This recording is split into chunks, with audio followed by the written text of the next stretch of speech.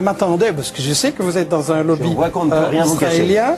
Je vais vous prendre une petite déclaration de David Ben Gurion, certainement une source que vous allez respecter, qui disait, donc c'est le fondateur de l'État d'Israël en 1948, qui disait « Si j'étais un leader arabe, je ne signerais jamais un accord avec Israël, c'est normal, nous avons pris leur pays, ils ne voient qu'une seule chose, nous sommes venus et nous avons volé leurs terres, pourquoi devraient-ils accepter cela ?» Ça, c'est la réalité de ce que pensent les dirigeants d'Israël, et ici on est juste dans un show pour la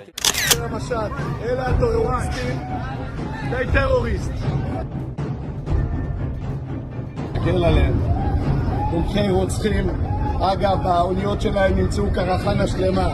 הם לא באו באמת, לא למשט, לא לעזור, אלא הם באו בעד עזה, בעד הטרוריסטים. אלה טרוריסטים. אין תומכי... כן, אבי זמיל. אלא לא ככה דמיינתי את ג'נין, מה אני אגיד לך? תראה להם מה יש פה מולי.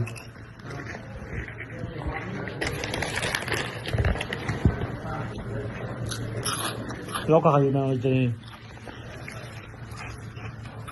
עם דובונים. בנוסף לכל.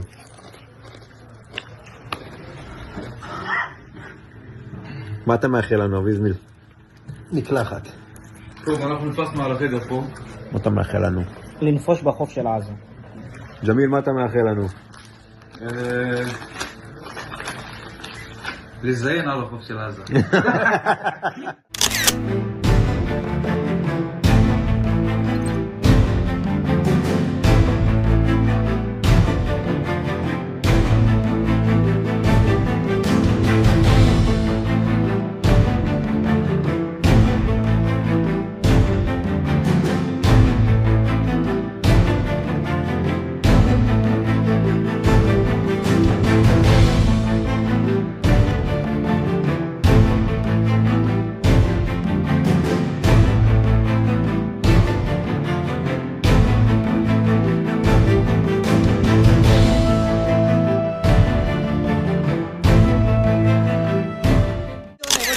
Shumu. What's your name? Who's going? What's your name? What's your name? What's your name? What's your name? What's your name? Israël et Tsahal, et moi je ne suis pas le porte-parole des Israéliens, je suis député français. Mais je connais bien les Israéliens, c'est l'armée la plus morale au monde.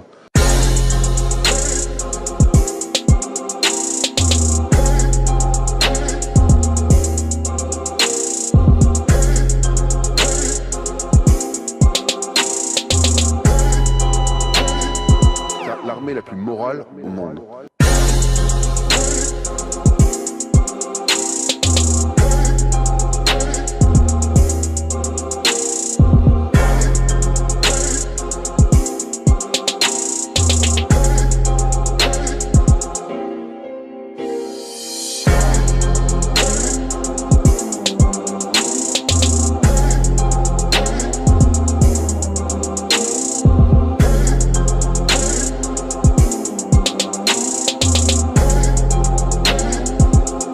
L'État d'Israël et de Tsahal, et moi je ne suis pas le porte-parole des Israéliens, je suis député français. Mais je connais bien les Israéliens, c'est l'armée la plus morale au monde.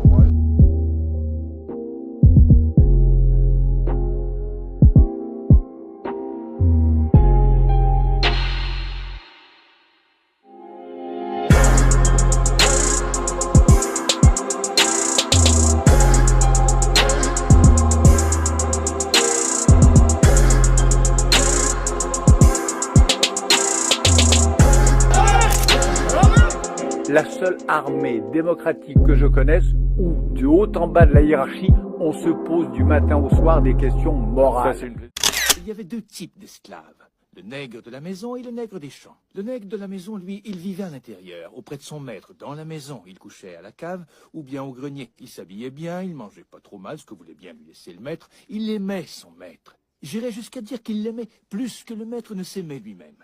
Si le maître disait « Nous avons une belle maison », il disait « Oui, maître, nous avons une belle maison ». Si la maison du maître brûlait, le nègre de la maison courait pour être le premier à éteindre le feu. Si le maître était malade, il disait « Qu'est-ce qu'il y a, maître? Nous sommes malades ».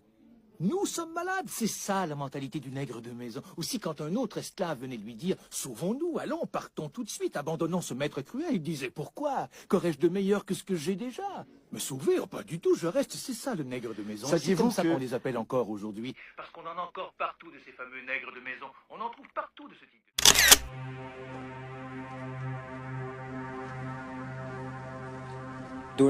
Pendant mon service, j'ai arrêté des douzaines, si ce n'est des centaines de Palestiniens. Pratiquement toutes les nuits, nous faisions des incursions dans le but d'arrêter parfois une personne, parfois une dizaine. C'était pratiquement quotidien.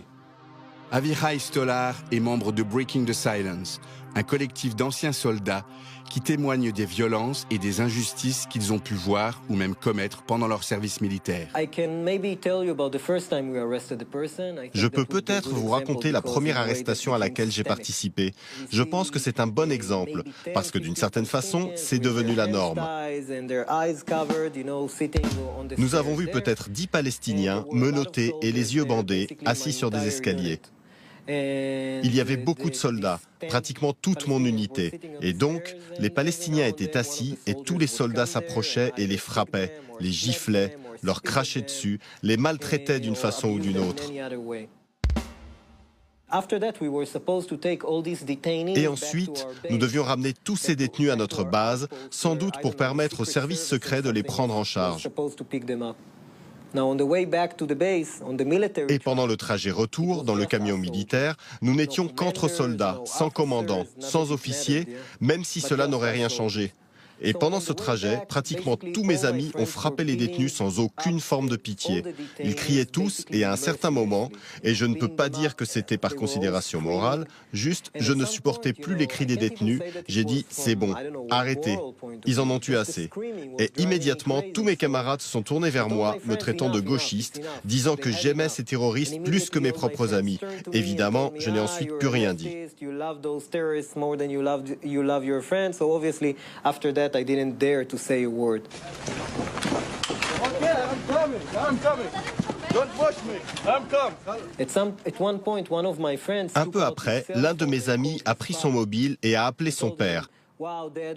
Il lui a dit « Waouh, papa, on a attrapé un grand terroriste. Tu veux que je le frappe pour toi ?» Et je pense que son père a dû lui dire oui, parce qu'il s'est mis à frapper le détenu palestinien en tenant son téléphone pour que son père puisse entendre les cris. Et ça a duré comme ça jusqu'à notre arrivée à la base.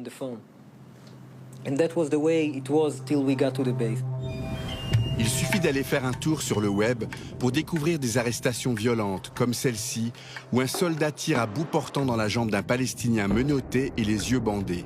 Et cette violence n'est pas exceptionnelle. On peut dire qu'à chaque fois qu'un Palestinien se retrouve à l'arrière d'une Jeep ou d'un camion militaire, assis au sol, menotté, les yeux bandés, entouré de soldats, il est toujours frappé. Vraiment comprendre la notion de crime contre l'humanité parce que vous ne faites pas partie de l'humanité en question. Non, déjà si vous êtes là, c'est que vous n'en faites pas partie.